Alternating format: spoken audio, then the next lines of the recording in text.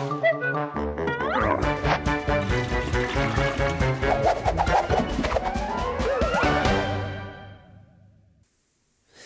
have we got here? A little menagerie of toys. Well, the slope's a good way, isn't it? I showed a little time ago toys that walk under gravity, waddling down slopes and pulled by strings, I'll show as well. And these were ones I'd overlooked, or they went missing, or I'd never discovered I had them until later on. So this is by way of making good for something I'm missing. So this one here, for instance, is a little walking down the slope cowboy on a horse. I mean, it falls at the end, but that doesn't matter. But it's a very nice little action there. Well done, Joe.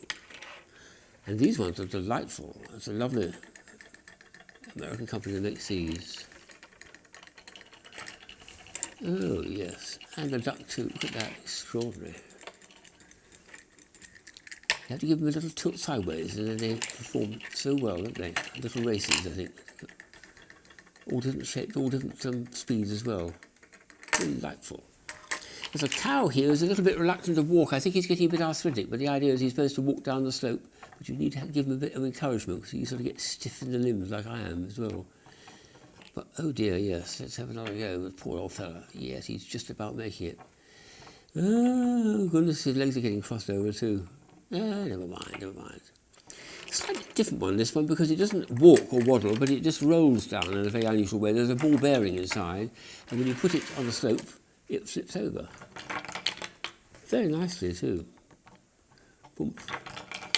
And you see it's actually a cat chasing a mouse there. And the mouse is trying to run away from the cat. It's catching it a lot. Looks down a very steep slope as well, but it's a bit too short. It's a better on the long slope. There was another category of these which I did, ones which have string on them.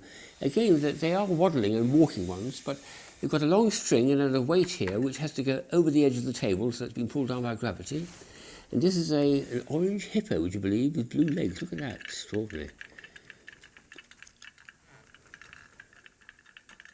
Oh, and he tilts at the end. What a charming idea. Ridiculousness. Huge long string, a bit of a weight there. I've added a coin to it to add a bit more weight. Set him over the edge, set him on a nice string, and let him just perform his stuff. He's going a bit faster this time. Keep going, that's it, all the way to the end. Oh, and he tilts over. Well, there we are. So, some very nice items which I'd overlooked, but I was very glad to find and discover them after all that, and put them on display. Another category I looked at a little way back was ones on hearts. And I came across several strange heart things in my collection, which are definitely worth showing.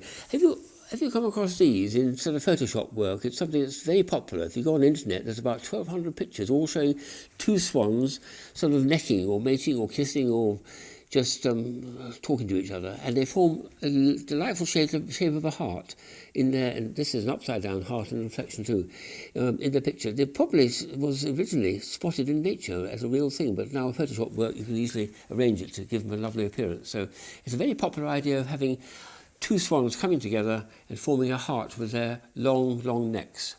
But here's a couple more heart toys I came across. This one here, for instance, is nothing more than a squeezy for the hand, so it's an exercise, but it's talking about, well, heart means love and you is you, so love you. Oh, yes, that's nice, isn't it?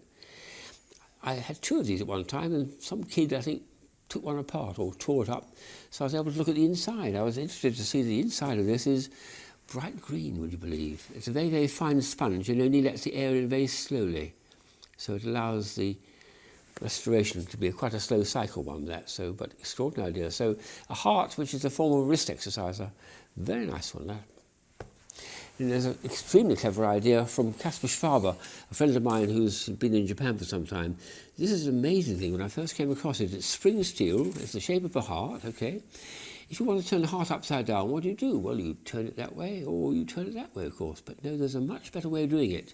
You don't turn it any way at all. You just turn it inside out. And instantly it turns upside down.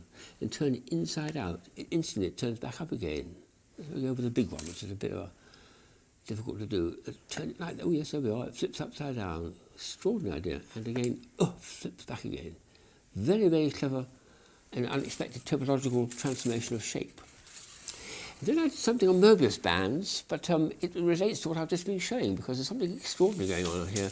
This is what prompted it all. It was given out at one of the special Celebration of Mind events. Somebody had thought of the idea of having not just a Möbius strip or band, but a cross band, having it two ways.